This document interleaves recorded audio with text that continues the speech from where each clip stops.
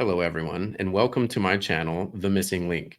I'm Shane Buell, the co-author of Sound the Alarm, the Maui disaster that sparked a global awakening, which is available at themauibook.com. And some of you may recognize me as a co-host from the Brush Junkie channel.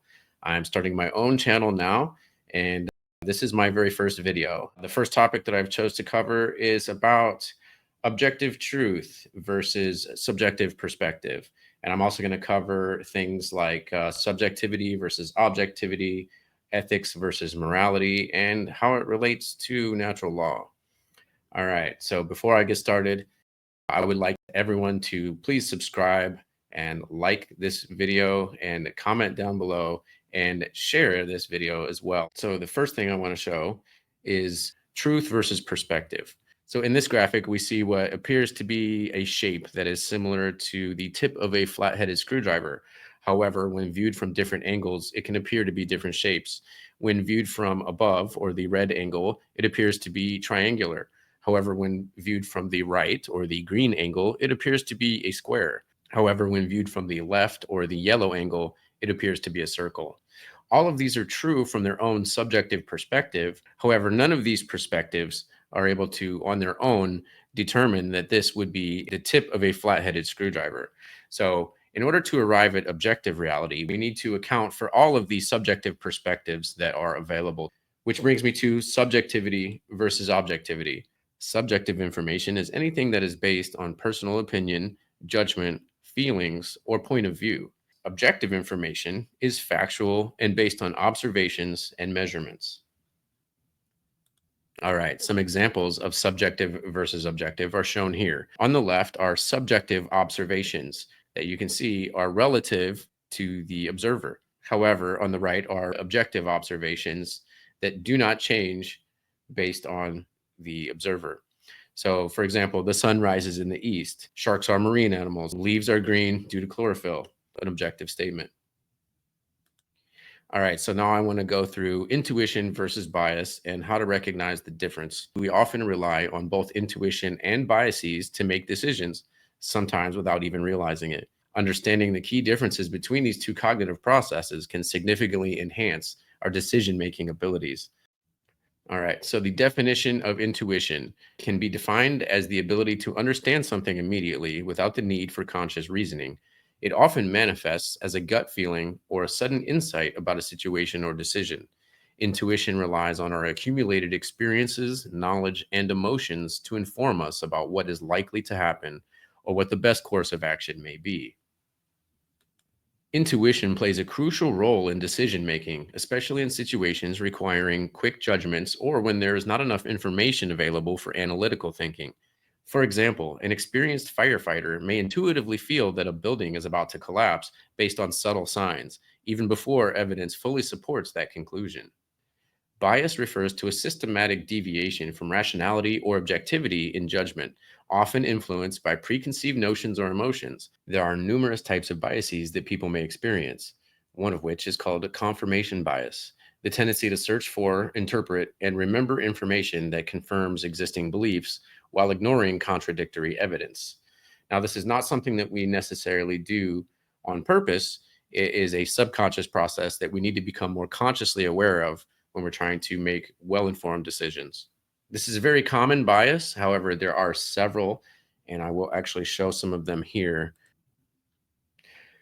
All right, so these are 24 of the most common cognitive biases that can be found at yourbiasis.com, one of which is confirmation bias, which I will show here. Confirmation bias. You favor things that confirm your existing beliefs. We are primed to see and agree with ideas that fit our preconceptions and to ignore and dismiss information that conflicts with them. There's a quote from Richard Feynman that says, "The first principle is that you must not fool yourself, and you are the easiest person to fool." And also right next to that is the Dunning-Kruger effect, which we will run into that a lot. The Dunning-Kruger effect, the more you know, the less confident you're likely to be. Because experts know just how much they don't know, they tend to underestimate their ability. But it's easy to be overconfident when you have only a simple idea of how things are.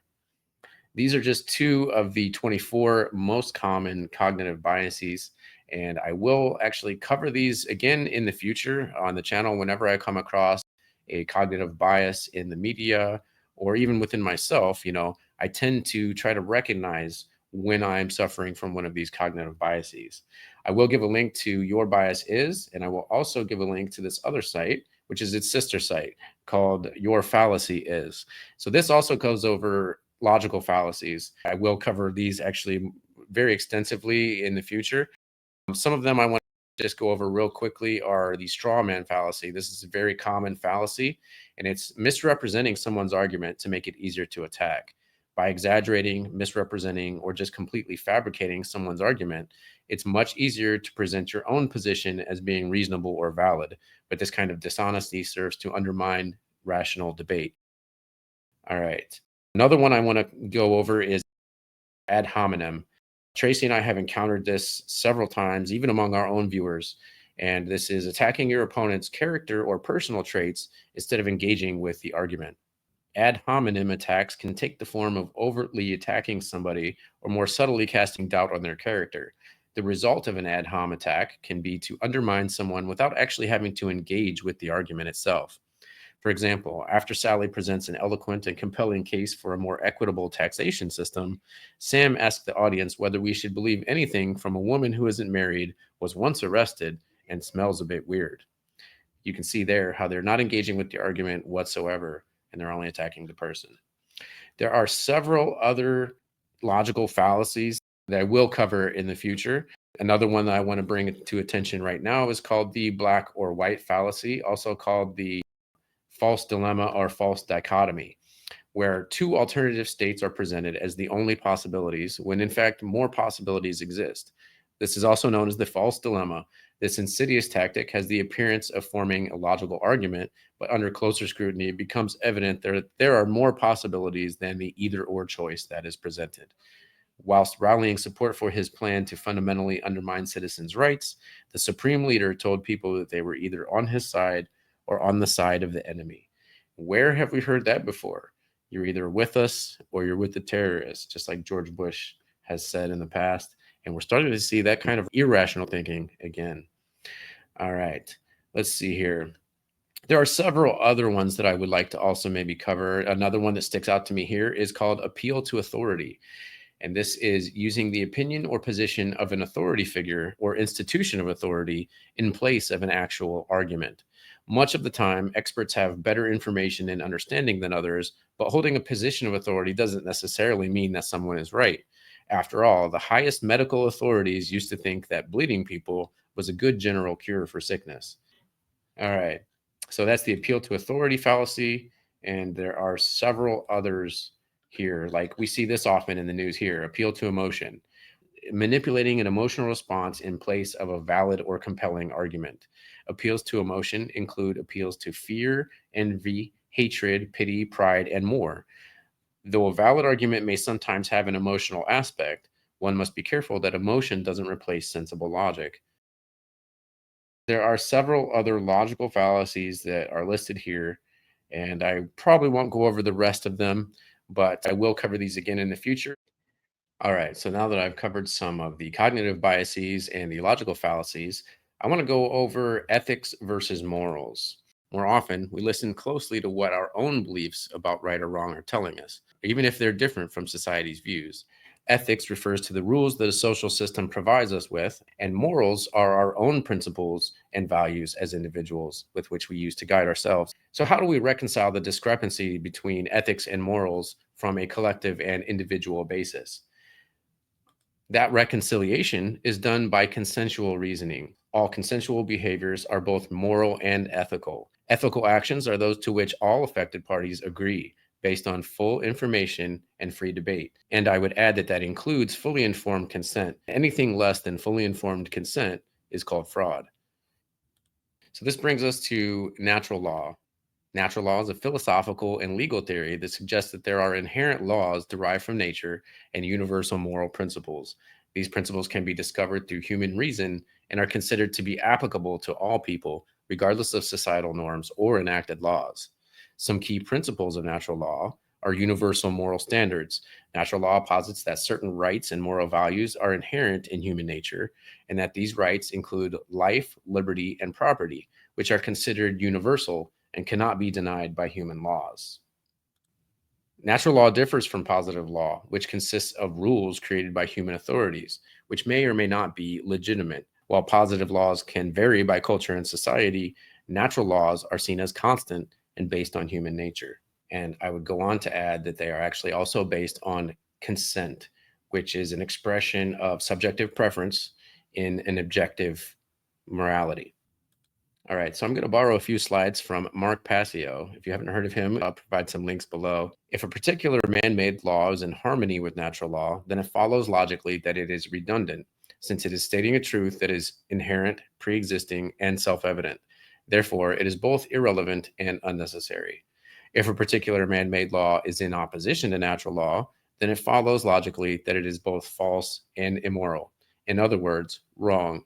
Therefore, it cannot be legitimately binding upon anyone. And once again, I want to stress that the legitimately binding principle in determining an objective sense of morality is the presence or absence of consent. If it's consensual, it's moral and ethical.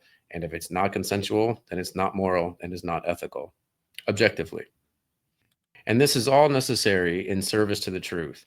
Truth can never be destroyed, but humanity can be destroyed when we refuse to act in service to truth as her defenders. It is possible for us to co-create a positive outcome, but this can only be accomplished if we care enough to learn the truth ourselves and then to develop the courage to continuously speak it to others. And that is exactly what I plan to do on this channel, is to continuously speak the objective truth to the best of my ability to you, my viewers. And as a follower of these principles, to me, this is the true great work. Educate and inform the whole mass of the people. That is the only sure reliance for the preservation of our liberty.